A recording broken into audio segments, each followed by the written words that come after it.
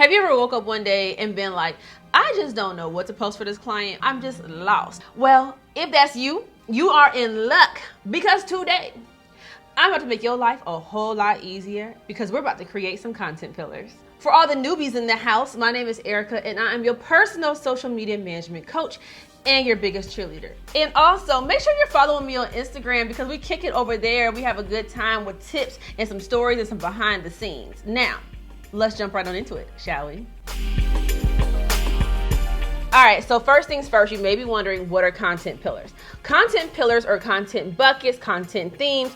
All it is are about 3 to 5 topics that you consistently post about. And these topics are going to be tied into your business or your client's business. So a lot of times you're going to hear people say that your content buckets should be like entertainment, education.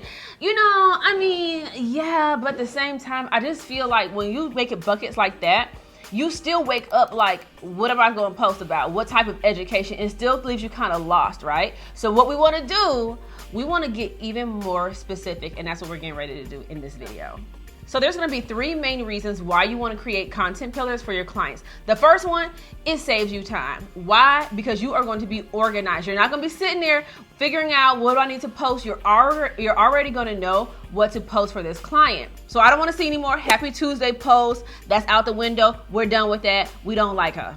The second thing is, because you're not all over the place posting random content, your audience gets to understand what your client actually does. And what does that do? That increases our client's tribe. The more people who are following them, more people engaging with the content, because we're going to be targeted and talking directly to them. And the third reason ties into the other 2. Y'all, this allows us to be intentional with the content. And when we're intentional, we get results. And those are the results you want to put inside of your portfolio. All right, so how do you come up with your content pillars? First of all, let me just say this.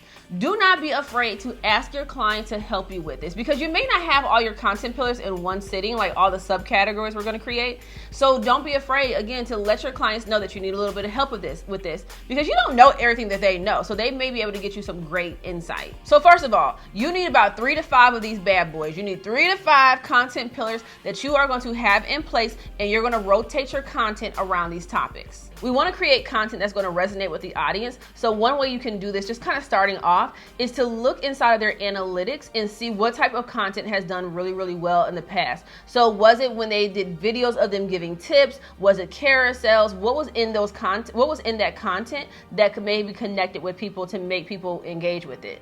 Let's work through an example of this. Let's say I have a client who does wedding and party invitations. All right, cool. Now my job is to come up with my content pillars for them. Now my first content pillar is going to be wedding. And the reason why is because my client works in that industry, so they surely know enough about that where we can create content around that topic.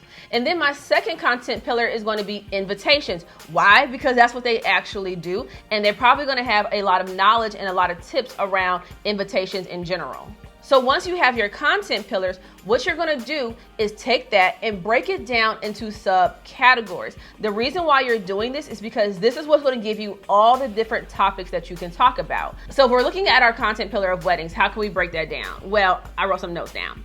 We can talk about engagement photo tips. We can talk about place cards, some seating chart tips, and even some guest list hacks or some tips on guest lists, like when to send things out, maybe send out save to dates.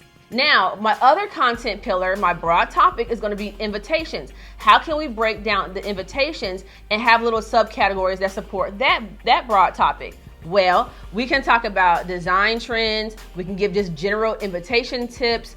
We can do some order packings. We can even create a video series when it comes to invitations, like do this, but don't do that. For example, when you're doing invitations, make sure to include all of this. These are some things that you don't want to include, and we break that up into like different posts. Additionally, if you want to, you can have a separate content pillar for your clients' products and services. So under something like that, some subcategories would be like user-generated content. So if anybody creates anything for your client using their product or service, you repost that, or even videos on how to use the product. just remember that these content buckets need to be tied into your client's bottom line and their goals. So for example, with this wedding and party invitation client, I wouldn't talk about honeymoons because that's kind of something that happens that is something that happens after the actual wedding. So my client deals more so with things leading up to the wedding and maybe a few wedding day things. Like I said, this client may also do place cards for the wedding reception. We just want to make sure again that this stuff supports what your client does. So now we have our content pillars in place. You're probably wondering, all right, E, how do I use these? This is the good part. This is the part that's going to save you time and make you so happy and just, this is it right here. All right, the first thing you need to do is determine how often you're posting for this client. So you probably already know this because when you signed on the client, y'all decided, okay, I'm gonna do 5 posts a week or whatever the case is. So step 1, how often are you posting to the account? So you can write this out. So Monday, Tuesday, Monday through Saturday, or Monday through Sunday, write out every day of the week.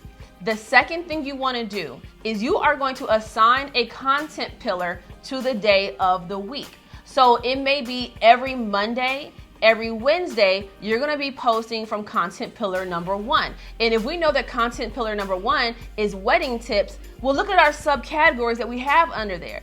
It's a lot easier, right? Because you're no longer, Monday and Wednesday aren't coming here and you're like, well, I don't know what I'm supposed to post. No, when you're sitting down to plan, now you're there. Now you got all the details. Now you have these topics and these content pillars that you can pull from. And that, my friends, that is how you use content pillars in your client's content strategy, and that is how you make your life so much easier. I really hope this video was helpful for you all, especially when it comes to planning out that content. I don't want y'all to feel stuck, okay? But if you enjoyed this video, please let me know. Make sure you subscribe, hit like, follow me on IG and all that good stuff. And until next time.